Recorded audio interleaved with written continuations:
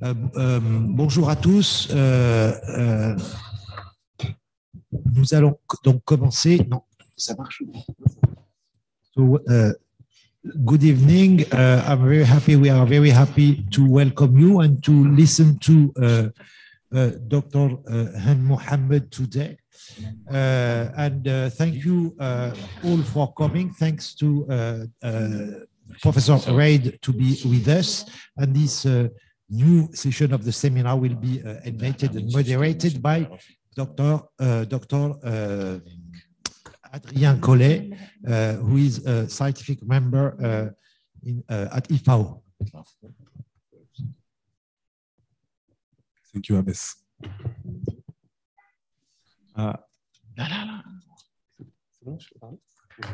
I will introduce our two speakers for today. First, Dr. Donald Reid is Professor Emeritus of Middle Eastern History at Georgia State University in Atlanta. He specializes in the history of the modern Middle East, especially Egypt, with a particular research interest for the modern histories of Egyptology, archaeology, and popular Egyptian attitudes towards their pharaonic heritage. He authored more than 100 publications and notably published 2 books that resonate with today's topic: Whose Pharaohs, Archaeology, Museums, and Egyptian National Identity from Napoleon to World War I in 2002, and Contesting Antiquity in Egypt, Archaeologies, Museums, and the Struggle for Identities from World War I to Nasser at the AUC Press in 2015. Thank you, Professor, for having kindly accepted to participate to our seminar. And, thank you. Go ahead. Yeah, Hend Mohamed has been an associate professor in modern and contemporary history of Egypt at Minya University since 2018, and an associate researcher at IFAO for 2 years. Our research focuses on Egypt's archaeological heritage through the study of archives, the history of museums and their collection, the history of Egyptology and its Egyptian actors. She will present today the work she has undertaken for an article of the same name that was published this year in the Review of Modern Egypt. As usual, we will first have a few words of introduction from Professor Reid, our scientific referent for today, before listening to Dr. Hend for about 30-40 minutes, and we will open the room for the discussion. Professor Reid, you have the floor. Thank you. Thank you. Hello, everybody. It gives me great pleasure to introduce today's speaker, Dr. Hend Mohamed AbdelRahman. She is Associate Professor of Egypt's Modern and Contemporary History at Minya University's Faculty of Tourism and Hotel Management. She earned her BA from Minya University's Department of Tourist Guidance and her MA and PhD from Helwan University's Department of Tourist Guidance.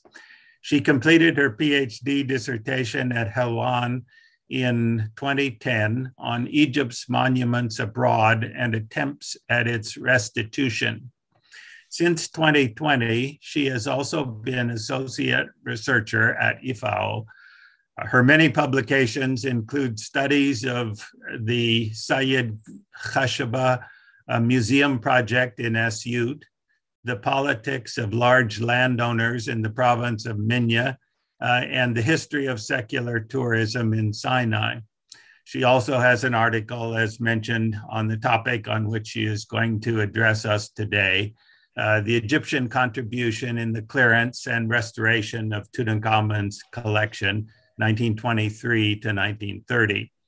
Although our occasional professional correspondence dates back to 2008, Dr. Hend and I have never met in person. We had our first conversation via Zoom yesterday in preparation for today's presentation. Please join me in welcoming Dr. Hend Mohamed.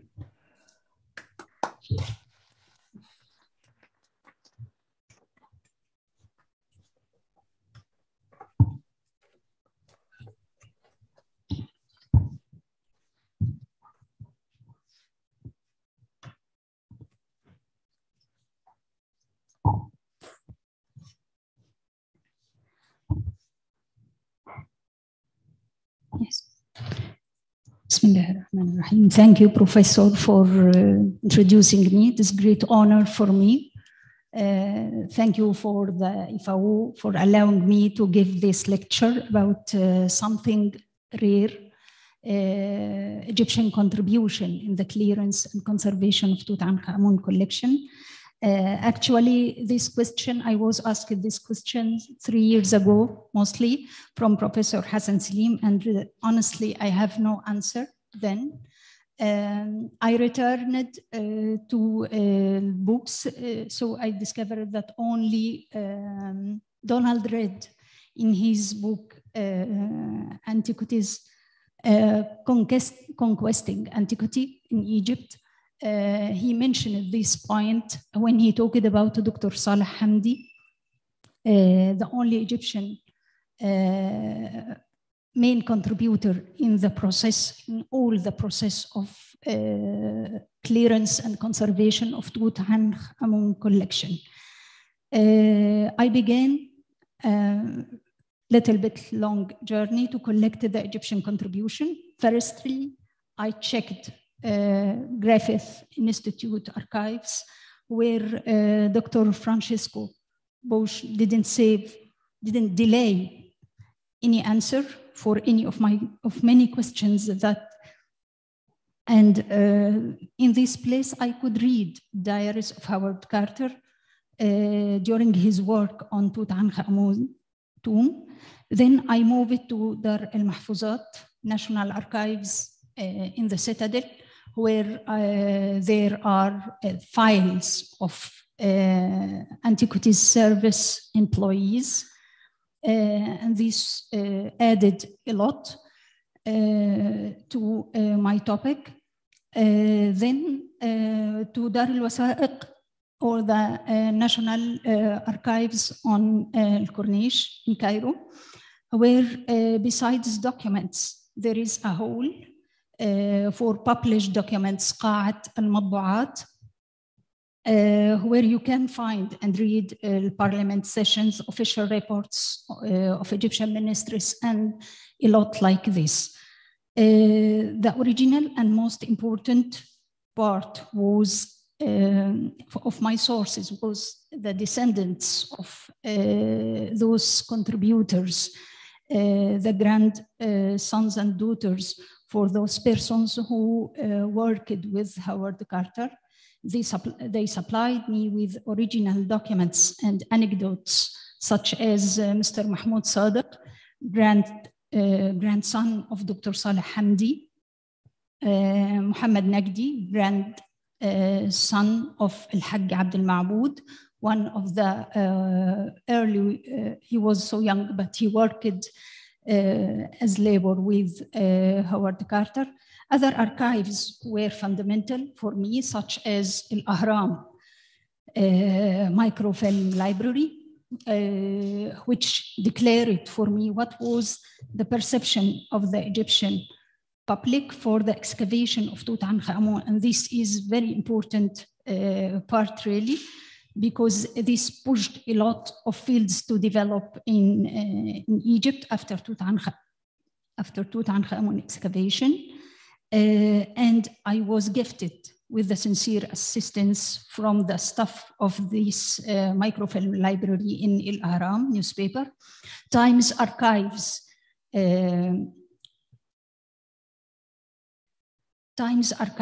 is very important source to follow, for me to follow Carter teamwork attitude during the 10 or 8 years of work in the tomb of Tutankhamun. Dar al-Kutub al-Masriya added high contribution to this work, as I found their rare old books written by the Egyptians about Tutankhamun excavation. Vladimir Golanchev Center supplied me with important documents that we will see today. And the digital memory unit in the Faculty of Arts, this is important and maybe unknown, but it includes files related to documenting the history of Faculty of Art. All gratitude I should give today to IFAO Bibliothèque staff with all due respect. Agnes, Omnia, Marianne, Amira, Anna, and Nermeen. They didn't save effort to help me in this work.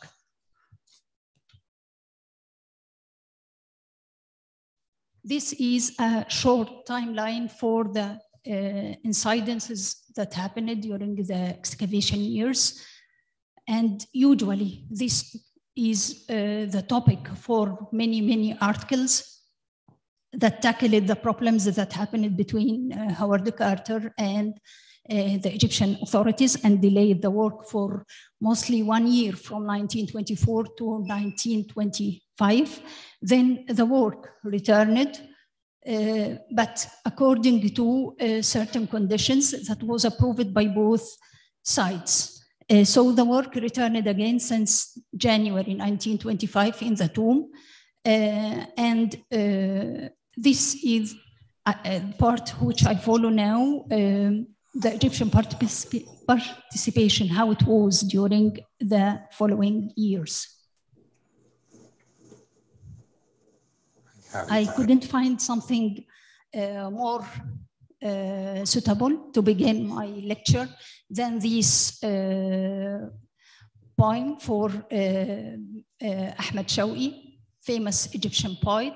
In 1926, he wrote these poets. لما نظرت إلى الديار صدفت بالقلب الحزين لم تلقى حولك غير كارتر والنطاسي المعين أقبلت من حجب الجلال على قبيل معرضين تاج الحضارة حين أشرق لم يجدهم حافلين والله يعلم لم يروه من قرون 40. Shouty here is talking about the Egyptians, how, and exactly about Tutankhamun himself, how he feels sad when he was excavated by Howard Carter and he didn't find Egyptians around him except Howard Carter. And the word Natasi here, chemist, refers to Alfred Lucas, the two most important persons in the teamwork of Howard Carter. So here we found lamentation for the absence of the Egyptians in this process.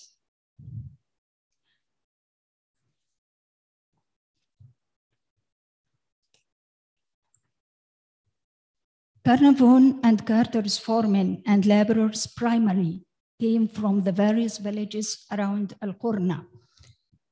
Carter revealed a few names of his foremen on rare occasions, as recounted in his second volume, where we can read his gratitude to certain names of his workmen. According to his statement, he said, last of all come my Egyptian staff and the Raises who have served me throughout the heat and the burden of many long days, whose loyal services will always be remembered by me with respect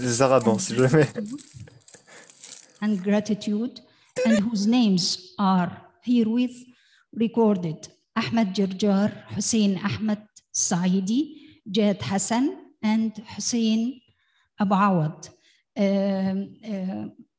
By this chance, there were two Hussein Awad who shared Carter workforce. None of Carter workers who took part in the excavations of Tut's tomb are identified either in Burton's archive or the Times of London photographs. However, one photograph published by the Times admit Times archives, Times journal admit the work done by the Egyptian. A small boy that appeared in one photo, the boy's name and any other essential facts are missed from the Times, though Burton and Carter could easily fill in the blanks that the identification of Egyptian laborers is out of Burton's camera focus. Abdelal Ahmed is another important one of the workforce of Howard Carter. He was for Carter faithful servant, and he was the one who received the largest salary or wage from Howard Carter. Besides that, Carter added in his talk with London Illustrated News in 1970, he was a boy working with Carter, listening to every word and hang the expense, which will not be too much. Tadros was then elevated to the position of timekeeper, which meant he was in charge of scheduling the workforce shifts. He was also the link between Carter and the Egyptian laborers. Tadros worked for 5 years with Carter, who took him to England for a 4 months holiday as reward for his effort in 1927. Tadros became, after Howard Carter, a very famous tourist guide with long waiting list from Thomas Cook Company. The Antiquities Service inspectors, they were not part of Carter's teamwork that who cleared Tut's tomb. The inspectors' names appear only as official observers of Carter's work in the work reports. Carter's view and comments on the Egyptian inspectors are mostly negative, despite the fact that some of them previously worked under his supervision as an antiquities inspector. The dispute between Carter and the Egyptian authorities most likely left a negative impression on Egyptian inspectors, instead of giving them chance to learn from Carter, who considered their questions reason for delaying his progress. As we can see here in the PowerPoint, these are the 4 inspectors who supervised Carter work: Mohammed B. Shaban, Tawfiq Boulas, Ibrahim Habib, and Abadir Mishriqi. And these personnel mainly kept or preserved the keys of the tomb, especially after 1925. They were responsible for opening and closing the tomb every day for Howard Carter to begin his work, and at the end of the day, they close. And this thing annoyed Carter a lot and deprived these inspectors from learning anything from Howard Carter because he considered them lewd. Actually, there was a suggestion from Marcus Hanna, Public Works Minister, to add for Egyptian personnel or officials or employees to learn from Carter during his work on the conservation of Tutankhamun collection. But this suggestion was refused.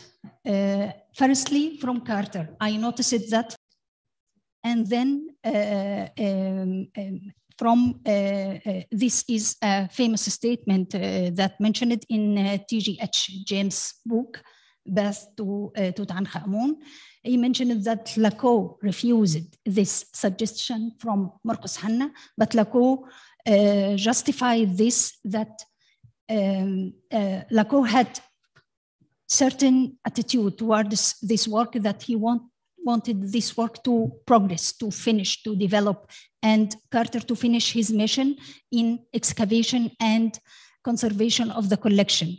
So he wanted Carter to continue, and Carter was in bad relation, not good, not in harmony with the Egyptian inspectors. So this was the reason for refusing the training of Egyptian officials with Carter. Dr. Saleh Hamdi, the main or the hero of the Egyptian contribution, because there is a main problem concerning the mummy. The Egyptians refused the public, the people in Egypt refused both relocating the mummy of Tutankhamun and unwrapping the mummy. And this attitude we can notice since long time when Khedive Ismail inaugurated museum, Bulaq Museum. He didn't get inside the museum. He sat in the garden taking his shisha and refused to enter inside the museum during the inauguration. He just allowed his foreign guests to go inside, and he stayed outside in the garden because his problem was with the mummies that were inside the museum. So if we follow it, the history of Egyptian attitude towards the mummies, we will find, we will follow refuse for unwrapping these mummies and exhibiting them in museum. It was a real problem. And this problem appeared clearly with Tutankhamun. We can find many letters that was sent to, I read it in Abdin records in National Archives. They refuse and made petitions to the king to leave the mummy of Tutankhamun in its place without being unwrapping. Another famous sign, Lebanese poet Fawzi Ma'louf wrote full poem about his refuse for examining the mummy of Tutankhamun, and he considered unwrapping or the decision for extracting the mummy and unwrapping it was the main reason for the death of Lord Carnarvon. He wrote his full poem, للقبر مسحور ولا في بابه رصد يذود هناك عن أصحابه. The tomb is not enchanted. There is no genie in its doors who drives away from the tomb. لكن فيه حرمة مدفونة هي حرمة المدفون بين رحابه. However, there is a buried inviolability, the inviolability of the deceased buried in it.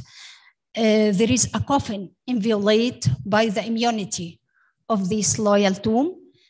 It cannot be approached before the judgment day. This was the perception of Fawzi Ma'louf, that the mummy should not be touched before the end of life.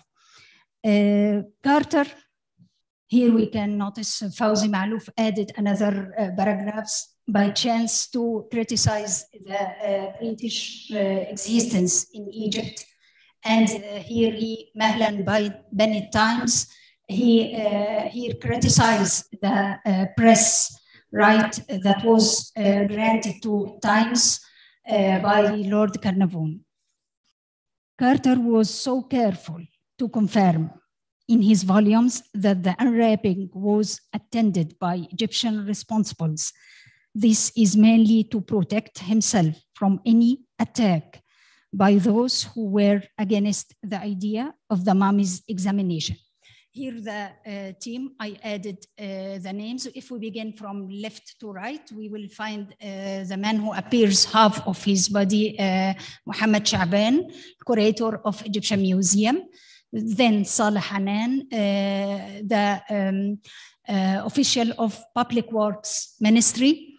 Then Dr. Derry, the chosen one to examine the mummy. He was, and this happened because at this time, and since the beginning, he was chosen to act this role because he was the head of the medical school, Al-Qasr Al-Aini.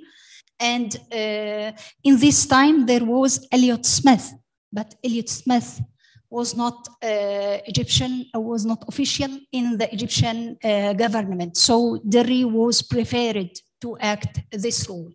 Then we can see Saleh Hamdi, Dr. Saleh Hamdi. We can consider him the moderator in the crisis of Tutankhamun's tomb between Carter and Egyptian authorities. Behind Dr. Saleh, we can see the face of Alfred Lucas. And then we can find the governor of Qina. And after him, we can see Tawfiq Boulos, the inspector. And then another high official from the Public Works Ministry and Howard Carter. And at the end, we can see Pierre Lacour. This team included the persons who were allowed to witness the examination of the mummy of Tutankhamun. And this teamwork was their names published everywhere to emphasize that this happened by the satisfaction of the Egyptian authorities.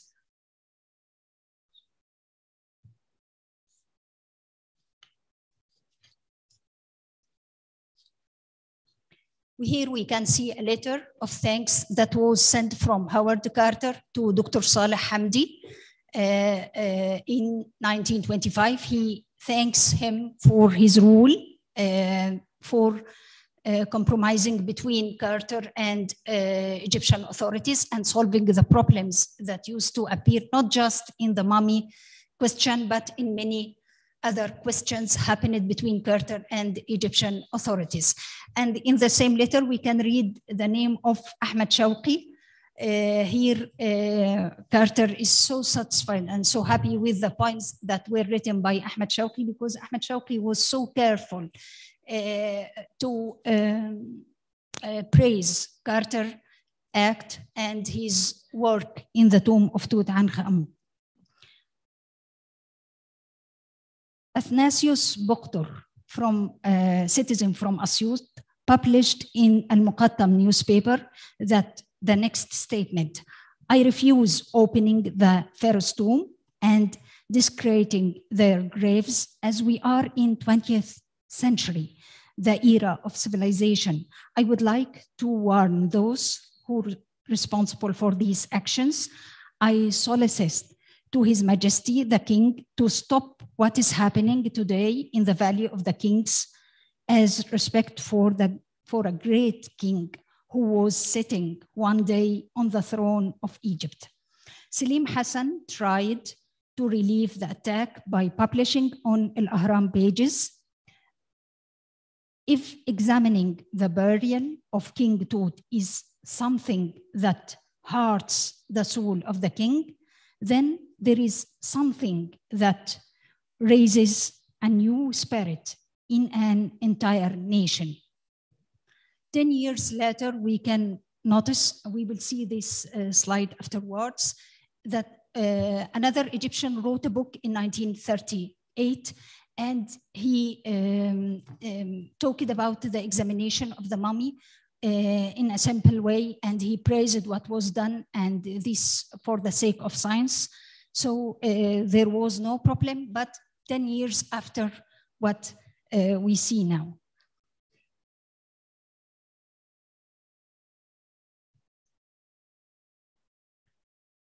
Yes, here we will talk about Entomological Society of Egypt, الجمعية المصرية للحشرات.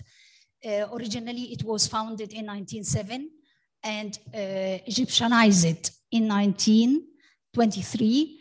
And here we can see the new building for the society that was inaugurated by King Fuad in 1927-28. And this society was responsible for examining the beetles that was in the tomb of Tutankhamun. Definitely, this man, Anastasi Alfiri, he was so famous. He was of Greek origins, but he was so important official in the Egyptian government, so important that during World War I, he was exempted. Egypt offered petition to Greece to exempt him from military service from the Greek army, to keep him in Egypt because there were insects in the cotton production in Egypt, and he was allowed by Greece to stay in Egypt and continue in his work in the Ministry of Agriculture. Anastasi Alfiri, we can consider him the backbone of Entomological Society, and he was so trusted that he was asked by the director of the Entomological Society to write a report about the insects that was in the tomb of Tutankhamun. He wrote his report. We can see here the first page of the report, but unfortunately it was not published by Howard Carter, but it was published by the bulletin of the Entomological Society. I took the report of Anastasi Alfiri and I showed it to many professors who specialized in this science. And this is, we can see here, part of their comments on this report. Professor Francis Gilbert said that the report, nothing wrong in the report of Anastasi Alfiri. And the second name we can read here, Al-Hannawi, Hisham Al-Hannawi. He commented on the report, and there will be a full paper will appear soon in Antina, a British famous periodical, especially for insects, entomological science. There will be a full article for him about the report of Anastasi Alfiri. As we can see, no problem. There was no problem in the report of Anastasi Alfiri, but the problem was that Howard Carter considered it too small topic to appear in his volumes. Another important person who appeared as main player in the team of Howard Carter in his work in conservation of Tutankhamun collection, Alfred Lucas. But he was not among the side of Howard Carter, but he was part of Egyptian government. He was allowed to work in the tomb with Howard Carter as an Egyptian official. When the work began, it was 1 year before Tutankhamun excavation that Alfred Lucas retired from his work in the Egyptian government, but he was allowed to extend as official in the Egyptian Museum, in Cairo Museum. And he did his role so perfectly. During the excavation years of the tomb, Lucas was on a 3-month terminal, as we said, leave, and he began and continued 10 years until 1923. And in 1932, he was allowed, he remarkably put all his expertise in the cleaning, consolidation, and conservation of Egyptian antiquities in the Egyptian Museum. So we can see here 10 years added to his service years to look after Tutankhamun collection and other antiquities, of course, in the Egyptian Museum.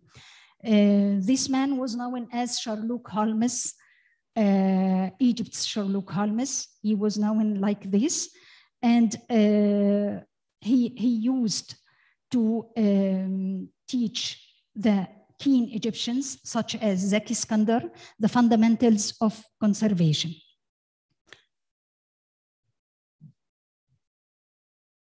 Here we will check the financial Egyptian contribution, because this was fact maybe unknown.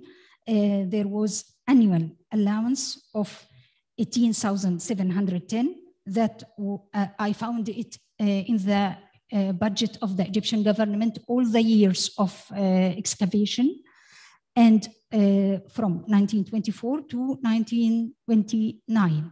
The Egyptian government continued to provide the same annual sum, which was directed to the relocation, restoration, and organization of Tut's collection. An extra fund of £5,000 was allowed from the Ministry of Finance, covered the antiquity service works, including Tut's tomb and collection. Egypt, namely the parliament and the Senate, decided to grant Lady Carnarvon 35 sterling pound, and the lady accepted. Carter received 8,558 of them.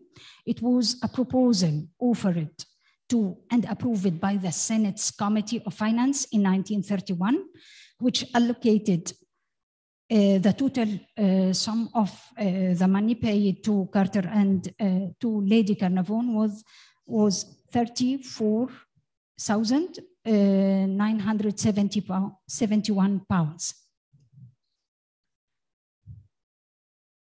And here, as a kind of encouragement for the students who will study Egyptology, this was in 1925. They would be exempted from military service if temporarily if they are undergraduate, and when they will be graduate, they will be permanently exempted from military service. But I found with other archaeologists like Petrie got exemption for the special workforce who worked with him. He could get this authorization from the military, from the Defense Ministry, for his special and distinguished workforce.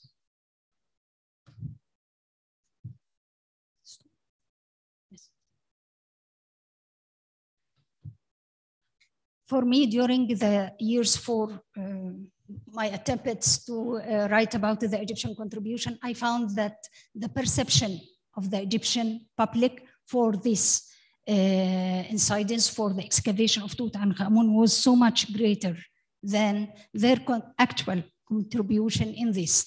The excavation of the tomb changed many things in Egypt.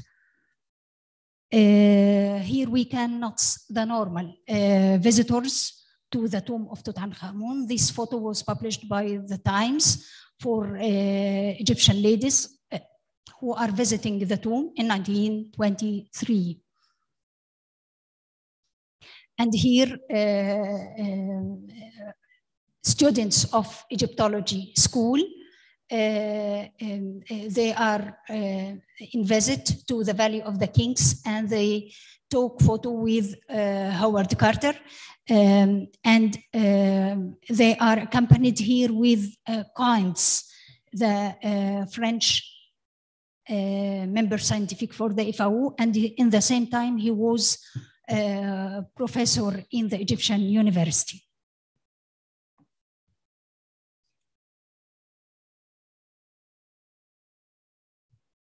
Yes, this Bishara Nahas or Nahas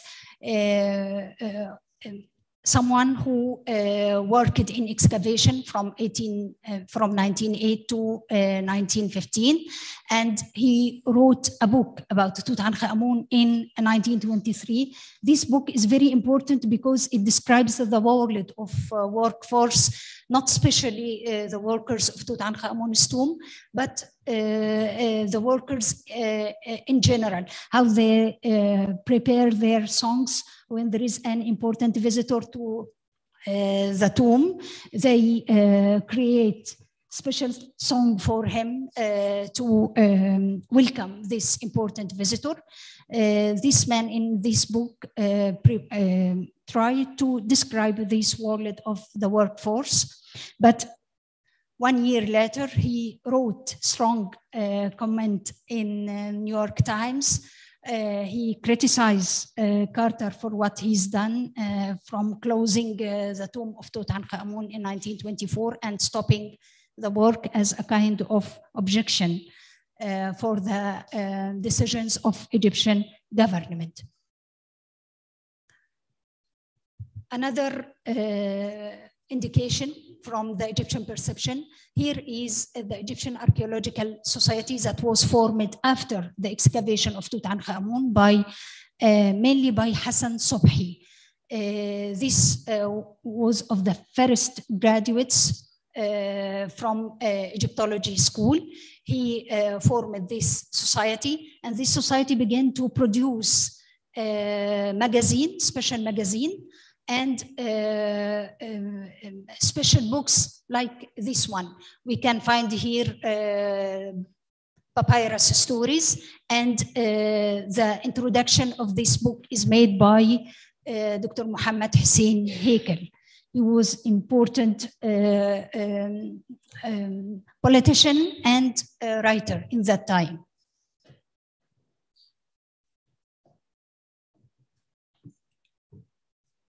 Yes.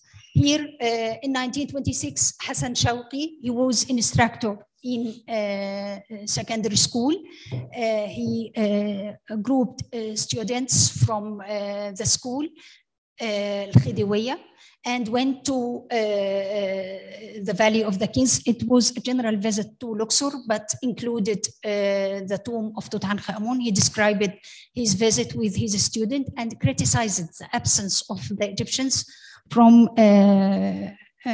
being as visitors to the Valley of the Kings and the tomb of Tutankhamun. He was surprised by the number of foreigners who were making the visit and the absence of the Egyptians. Here, another book in 1938 was written by Hajjaji, Muhammad AbdelRahman, and he is describing in details the collection of Tutankhamun. And in this book, he talked about the unwrapping and the examination of the mummy, and he welcomed this act and described it in a very simple, satisfied way.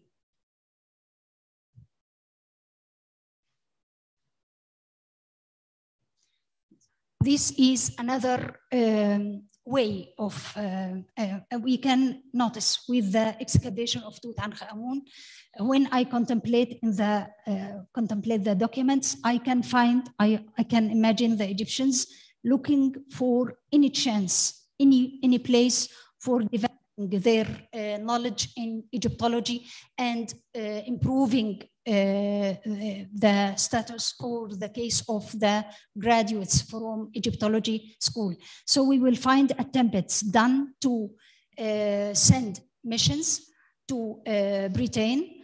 This letter was written to King Fuad, and inviting him to ask Flanders Petrie, as we can read, to supervise students from Egyptian graduates from Egyptology school to attend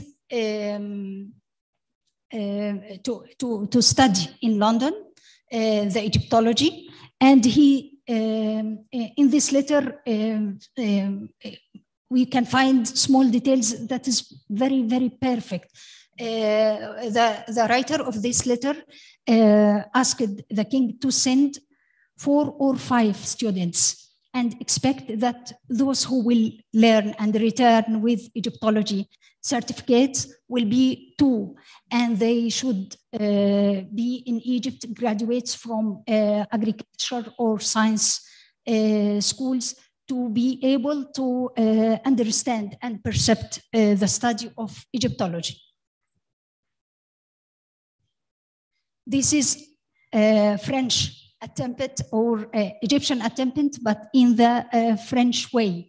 The Egyptian, we can find here the first, this letter was written in 1924, but we cannot, to the left, that Laco wrote this letter to reply for a petition or not a petition, request from Egyptian minister. The Egyptian minister was asking advice from Laco what we can do to improve the state of Egyptology education in Egypt. And in the same letter, we can find that Laco reply that I define it for you, that we need our targets or our targets from developing education to graduate good officials, inspectors, and employees of Service des Antiquités, and in the same time, good scholars for Egyptology to continue after that in the field and take the places of foreigners in Egyptology field in Egypt.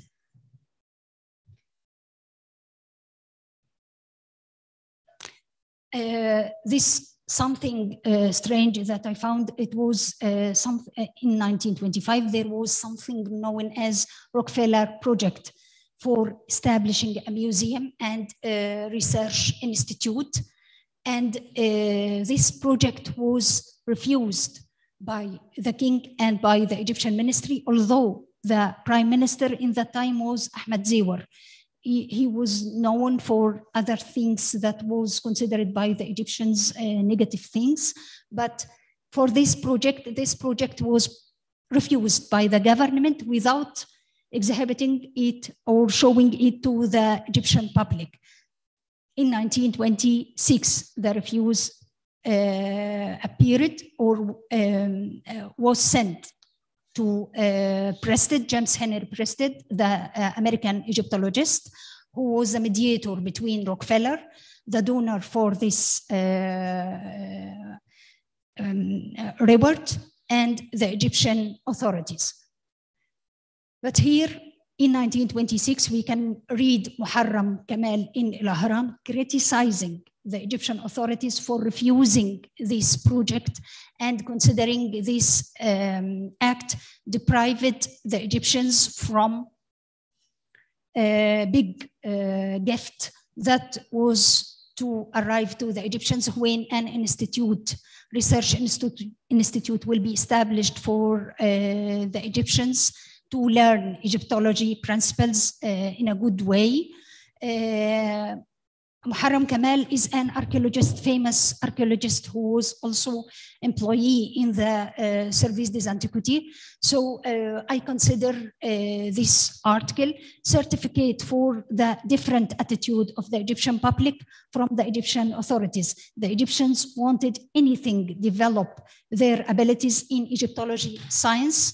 Even it was something like this. There was a problem in Egyptology in this project of Rockefeller that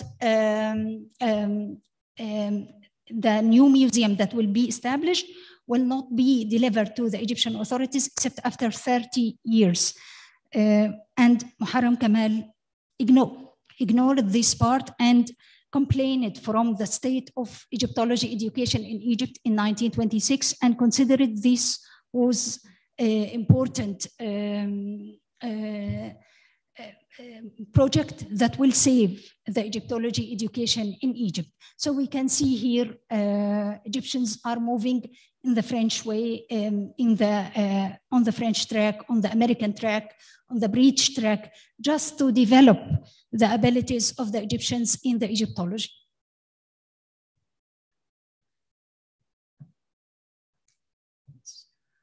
Here we can see important document recommendation letter written by Vladimir Golenchev, recommend Slim Hassan to take higher position in the Egyptian university.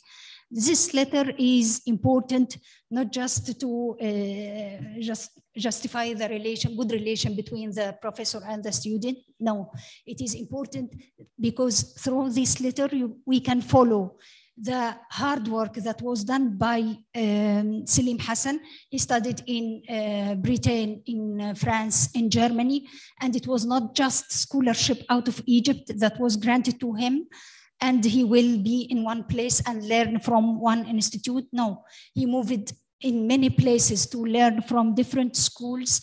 And I consider this big effort done by the Egyptian authorities to develop the abilities of Egyptology school graduates.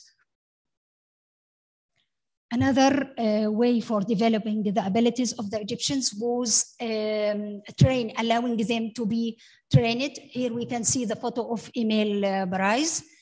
And there will be next week, I think next Wednesday, important lecture for Lorenzo about the same person, and Emil Barais and his archive here in the IFAO.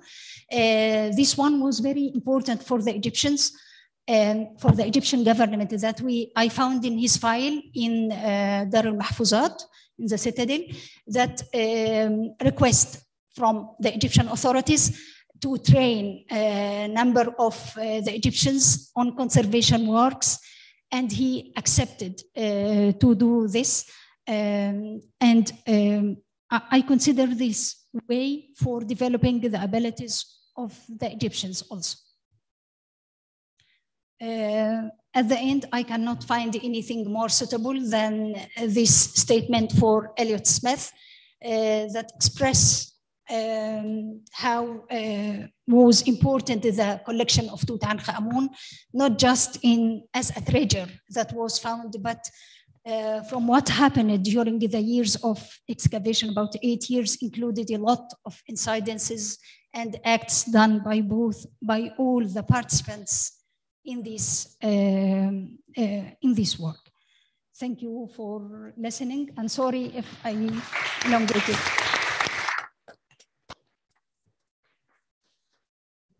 Thank you so much, Hend, for your presentation, despite the complications with Zoom. Thank you so much for keeping your focus. And thank you for this very interesting presentation. Professor Reid, I hope you were able to follow most of the presentation. Can you give him a voice? Yeah. A moment, we are trying to find your voice. There, can you hear me? Yes, we can hear you. Oh, so yes, so I'll let you do the honor to discuss the presentation and to ask the first questions. Thank you. I'd like to thank Dr. Hend for her insightful presentation on the Egyptian role in the excavation and conservation of Tutankhamun's collection, Tutankhamun or Tutankhamun. Even during this year's centennial extensive international coverage of the discovery, the roles of Egyptians in the discovery and work on the tomb are still too often slighted. Dr. Hend has discussed 3 categories of Egyptians involved in the work. Workers ranging from the Rayis foremen to the basket boys employed by the Carter-Carnarvon expedition, Antiquities Service officials, and 1 academic specialist, Dr. Saleh Hamdi. Nowadays, the expedition's laborers would probably be called members of Carter's team, which is projecting a more egalitarian aspiration back on the past. Recent studies by Stephen Quirk, Wendy Doyen, and Peter der Manuelian have emphasized the specialized knowledge and skills which experienced archaeological foremen, particularly from the area of Kuft, north of Luxor, developed over the years. Ahmed Garagar is the most famous foreman or Rayis, of the several that Carter acknowledged by name with appreciation. The lecture notes that although an Egyptian worker or two were often included in the carefully staged photos that the expedition photographer Harry Burton took, their names, in contrast to those of Westerners, were not noted down or noted in the Times photos. Dr. Hend contrasts this with the practice of Flinders Petrie, who often noted the names of Egyptian workers in his photos. The contrast is especially striking because Petrie, despite his vast contributions to archaeology, was well known for his racist belief in white European racial superiority. We could also contrast Carter's not noting down the names with the practice of George Reisner's American expedition, which trained Egyptians to become skilled photographers, and Reisner's Raises kept detailed day-by-day diaries in Arabic of the dig and of its finds. Often they have insights that were not noted in the records kept by Reisner and the Westerners on the dig. Most of Carter's comments on Egyptian Egyptologists with the Antiquities Service, who were assigned to oversee the work of the foreign expedition, were negative. One can sympathize with the awkward position in which these officials found themselves. One can sympathize with Carter's frustrations, but also the feeling that maybe these were spies from the Egyptian nationalist circles. Dr. Hend notes that the lone academic Egyptian specialist involved, Dr. Saleh Hamdi, was invited to assist in the dissection of the royal mummy in order to deflect widespread Egyptian objections that the operation would show disrespect for dead, and then showing the carefully arranged photo with the named Egyptian dignitaries who were present at the dissection of the mummy. This served the same purpose. Dr. Hend includes as Egyptian contributions the work of two European employees of the Egyptian government, the Greek entomologist Anastasi Alfiri, who identified the beetles found in the tomb, and English chemist Alfred Lucas, who oversaw the conservation on objects found over many years. She also includes as Egyptian contributions the sums the Egyptian government paid for work on the tomb, including the eventual reimbursement of the Carnarvon Carter expedition for its expenses. I might emphasize a bit more that both of these last Egyptian contributions reflect Egypt's still heavily colonized status. Part of the reason that Egypt had no trained scientists with the expertise of Alfiri or Lucas was that the British had controlled and severely circumscribed Egypt's education system for 40 years. And Frenchmen, more recently assisted by high-level British officials, had run the Antiquities Service from the top for even longer. Since antiquities were not among the 4 areas which Britain reserved for itself in declaring limited Egyptian independence in 1922, after a fierce fight, Egypt was able to overturn the customary 50-50 end-of-season division of fines with foreign expeditions and keep the entire contents of the tomb as the glory of Cairo's Egyptian Museum. But this came at the heavy cost of having to reimburse the expenses of the Carnarvon Carter excavation. Had a foreign expedition made a similar discovery in independent Greece in 1922, the excavators would have had no hope of taking home a share of the museum objects found or of being reimbursed for the expedition's expenses. Dr. Hend is surely right about the impetus which the discovery gave to Egyptians, both to develop professional expertise in Egyptology and conservation of antiquities, but also for the wider public to reclaim their proud pharaonic heritage.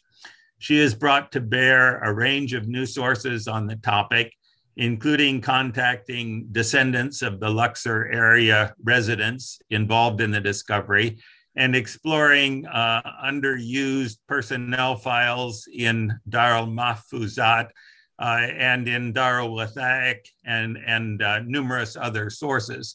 To me, the most striking new document is the Egyptian legations in London's proposal to King Fuad that Flinders Petrie be put in charge of a program to train Egyptian archaeologists at University College London.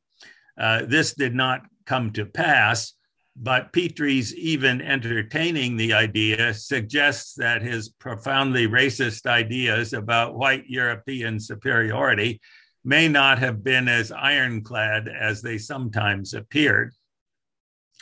I'll close with two possible follow-up questions for later discussion. The first, how do you evaluate the role of the Antiquities Service Director General, Pierre Lacaux, in the Tutankhamun affair? Did he see himself more as a superior European scholar, sympathetic to the Carnarvon-Carter expedition, or as a partial ally of Egyptian nationalists, demanding that the treasures found be kept in Egypt to enrich the Egyptian museum of which he was in charge?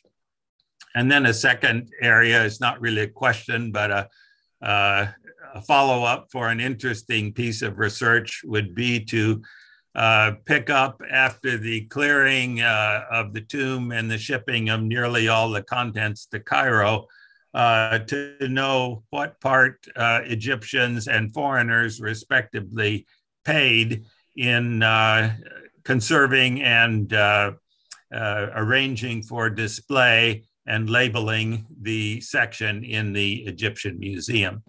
Thanks again to Dr. Hend for a most interesting paper.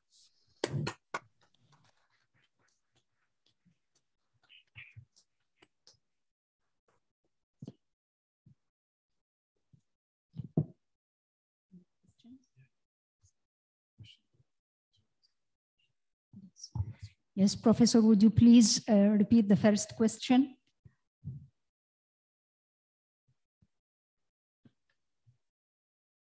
About Petrie, about Flinders Petrie?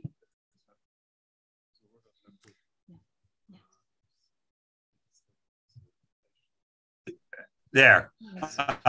Yes. How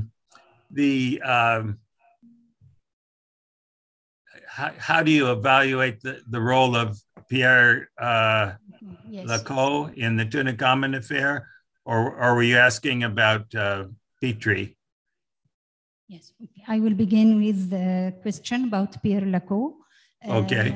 In my modest opinion, Pierre Lacaux was in a very critical situation because he is the administrator of Service des Antiquités, which is responsible for finishing the clearance, the conservation of Tutankhamun collection. So I think his main target was to complete this mission in peace. So his problem, it was not just one problem. There were a lot of problems, and he tried to do what will be accepted by both sides. I give example for the suggestion of Marcus Hannal, Minister of Public Works, when he suggested adding 4 Egyptian officials to be trained with Howard Carter, and Lacaux refused this.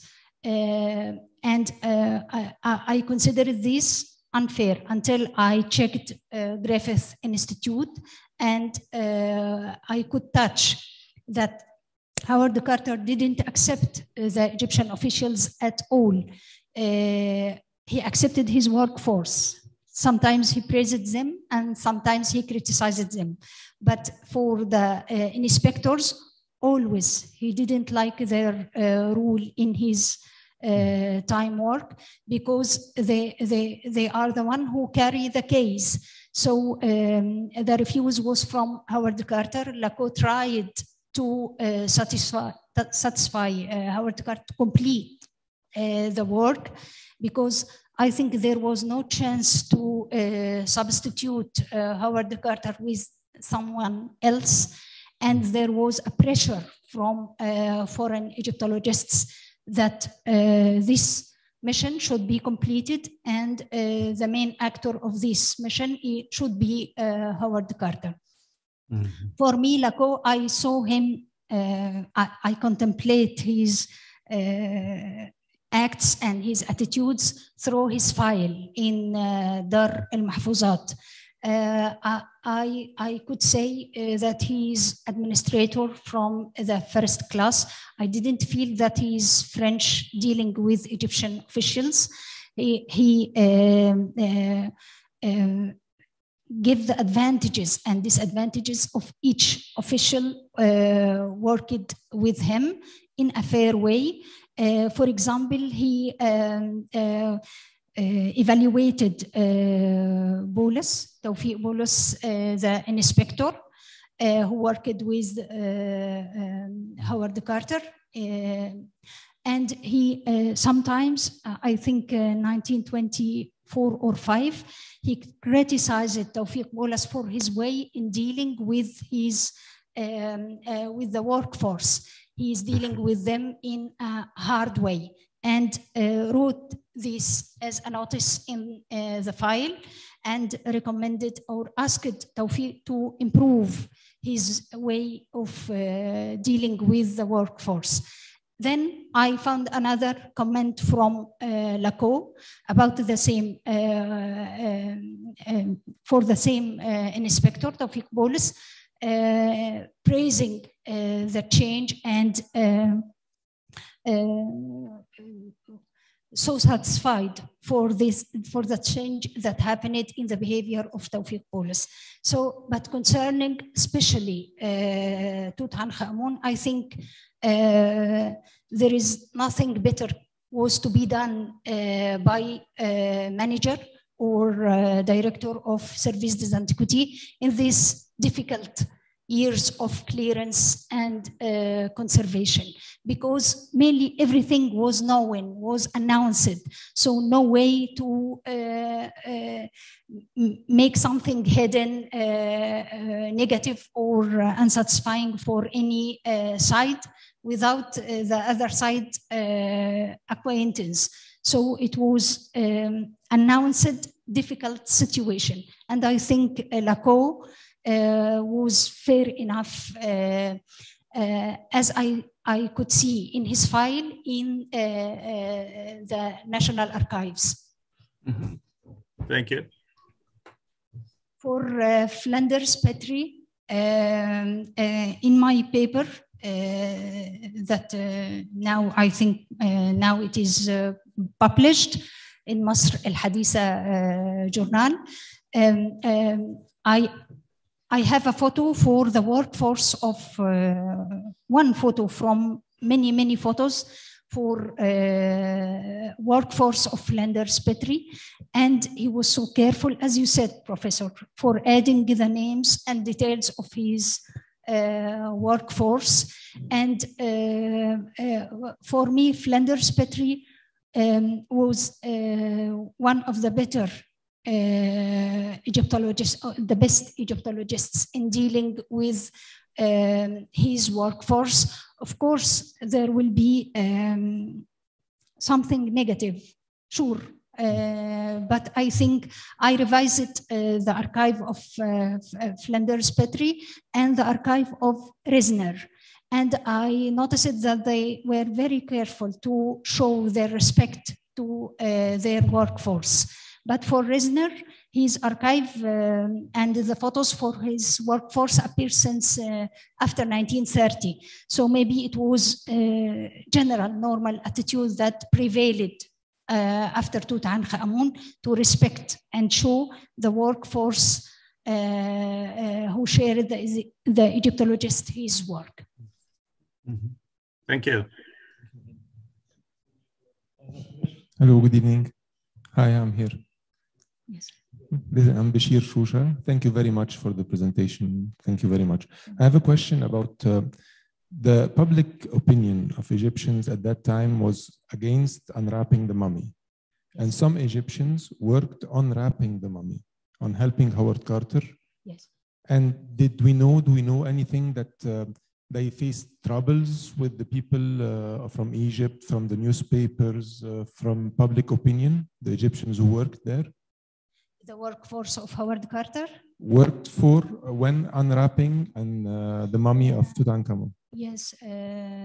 No, I didn't find something like this, and I was so careful to follow what's happening, mainly in the Times archive and in Al Ahram archive. I found something very strange concerning the Egyptian public. Al Ahram used to publish the opinions of the Egyptians and their calls to establish more schools for Egyptology, more clubs that teach Egyptology for the public without certificates.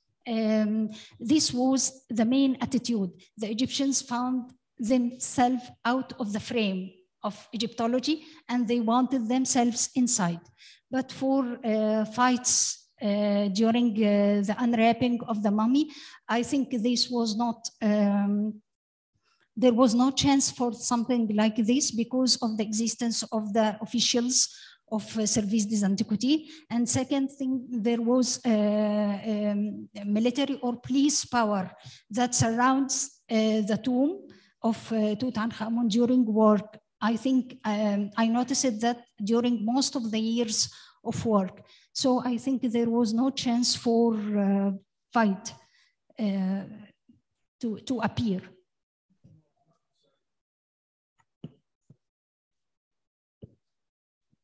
I'm sorry, maybe I didn't express myself well. I'm not talking about fight. I'm talking about Egyptians like Dr. Salah, who helped Howard Carter. And did they get bad reviews from Egyptian public opinion in the newspaper? People said, no, you don't have to do this. Don't do that. Don't go with Howard. He's going to unwrap the mummy, and this is against our religion. This is against our belief. This is what I'm talking about. Yeah, yeah. Of course, there was refuse. But the shape of this refuse, maybe I think there was not another thing just to ignore the refuse. But I remember that when the report appeared, that was written by Dr. Derry and Professor Donald Rent criticized that the name of Dr. Salah Hamdi was added in page number 6 of this report, okay? But I could follow in a Siyasa newspaper that a simple report to be understood by the Egyptians for the examination of the mummy and the unwrapping was prepared by Dr. Salah Hamdi, especially for the public, for the Egyptian public to understand what happened and what the benefit of this examination.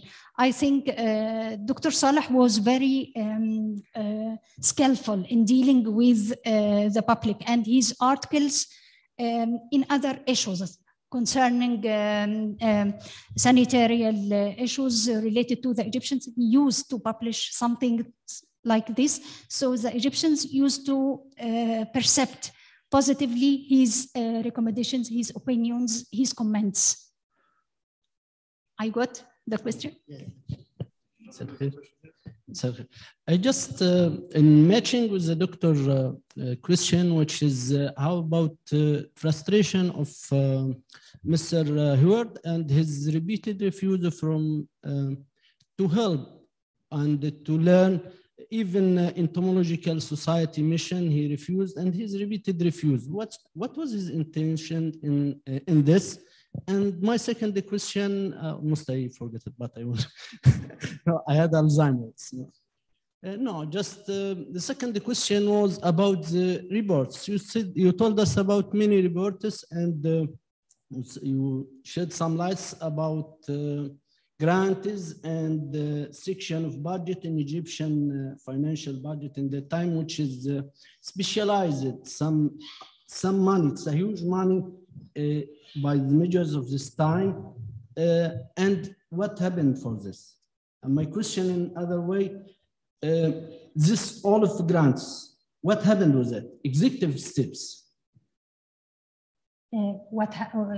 Yes, you told us that they grant a lot of money in budget for the tomb. Yes, the details of what happened, the details of expending this money. In some details, in some details about tactics, what they did in actual. Yes, because it was a huge money in this time.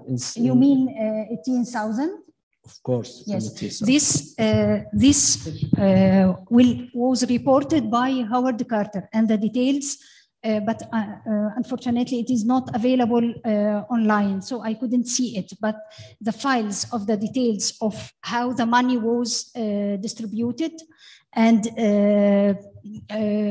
paid for different branches of expenditures is you can find it in files in the Metropolitan. Because the folders that explain the details of work in the tomb can be found. It is found already in Metropolitan Museum, but it is not available online. So I couldn't see the details. I just got these numbers from the Egyptian government budget that was available as published document. I'm sorry? So the dated amount, it has no details. No details with the Egyptian authorities. But I know that all the files and records related to the work for the tomb of Tutankhamun, they were prepared in 2 copies. One copy was delivered to Howard Carter, and this was divided among many places. Including Metropolitan Museum, and another copy still here in Egypt. But where is it? I couldn't reach. Where is it up till now? Okay. I wish you can find. Inshallah. Thank you, Dr. Hend. However, my question is directed to Professor Donald, if I may. Because I'm very interested in Flinders Petrie archive, and I did some work on it, and actually I'm still doing. So where exactly can we touch this racism in Petrie's from the side of Petrie? Because is it in his publications or his archive, or where exactly? Yes, a number of his publications, in keeping with the spirit of the day among imperial circles, this is the, particularly before World War I, is the heyday of the British Empire and other overseas Western empires. And in his publications, he develops in great detail his theories about white European racial superiority. And of course, there's been a lot written about Petrie, but I think one of the things that was so striking to me about that letter from the Egyptian legation to King Fuad proposing this program that Petrie would oversee in London is that it seems to go against the idea that Egyptians could be trained to be their own scientific archaeologists. And yet here he is at least entertaining the idea that he could oversee the training of these students and that they could be perhaps accepted as equals in the profession. And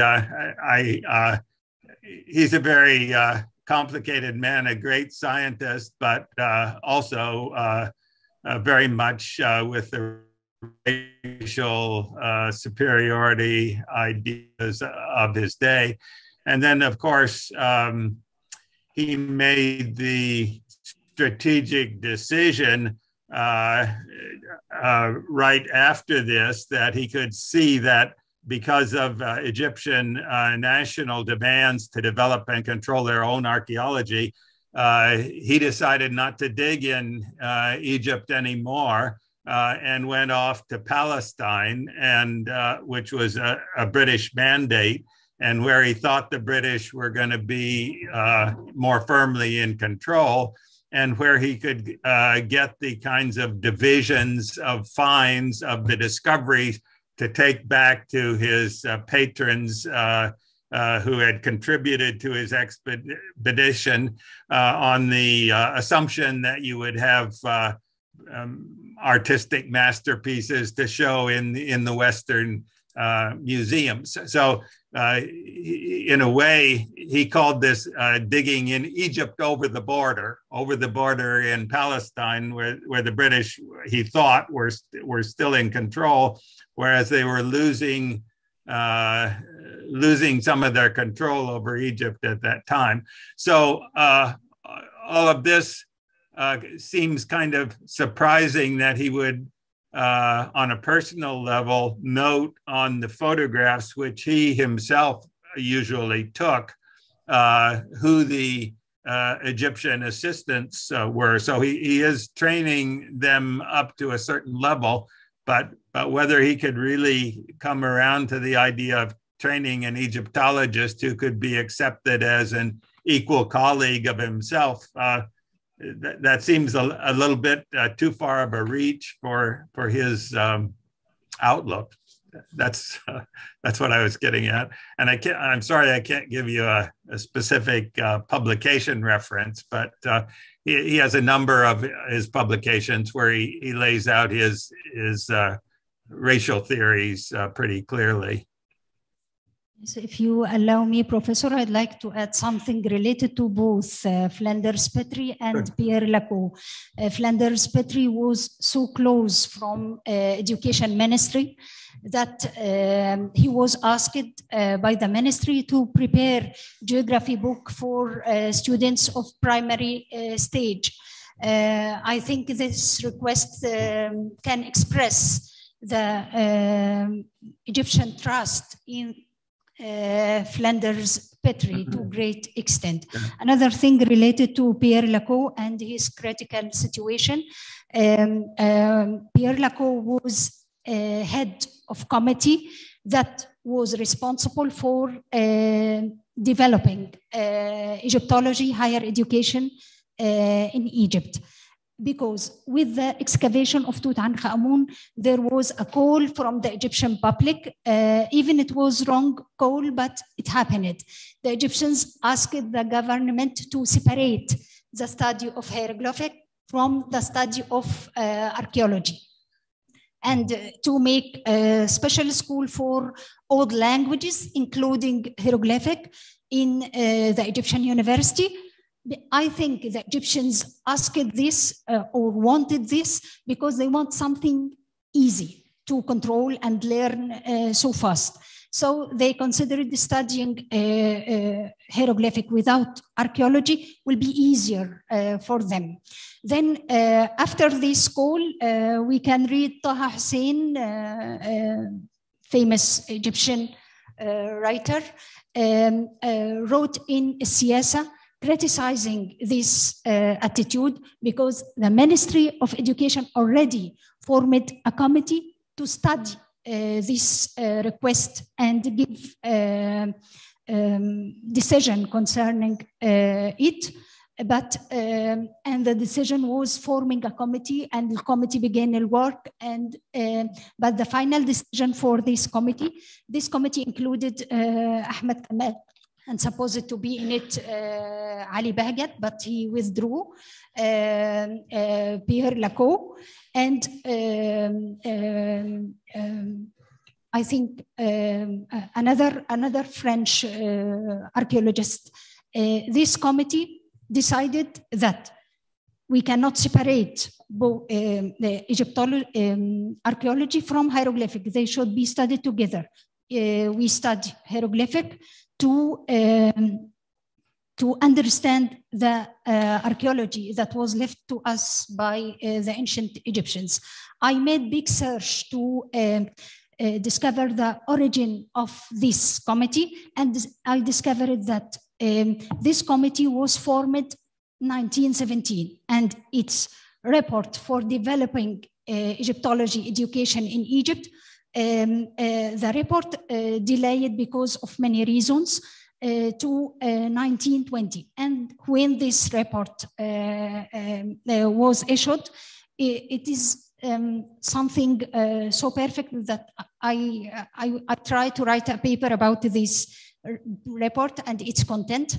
This report decided even before the Egyptian call in 1923 that no way to separate hieroglyphic from archaeology, and this allowed me to consider that this request for separating both was earlier than Tutankhamun. The Egyptians is trying to make the matter easier for them. So Pierre Lacau was permanent member in the board that moderated the Egyptian university. The first French one was Maspero in 1908, then Foucault, then Pierre Lacau. They drove the policy of learning Egyptology in the Egyptian university. If I could just add to that, I think that that proposal to separate learning philology, the language, and archaeology separate, has roots deeper back in the 19th century, where often the philologists, the specialists in language and literature, would be one specialized field in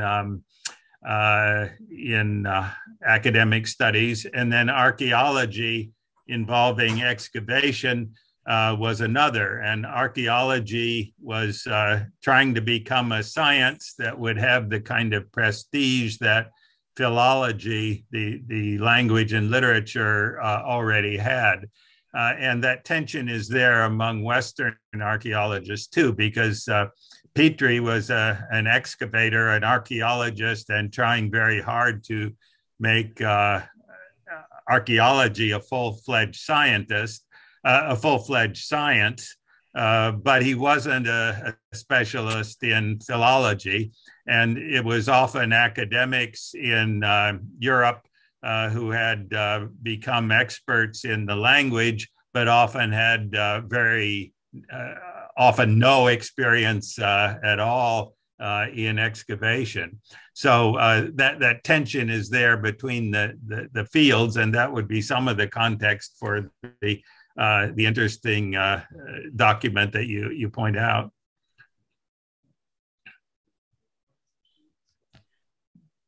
Thank you very much, Hend, for your very interesting lecture. It was really, I really enjoyed it.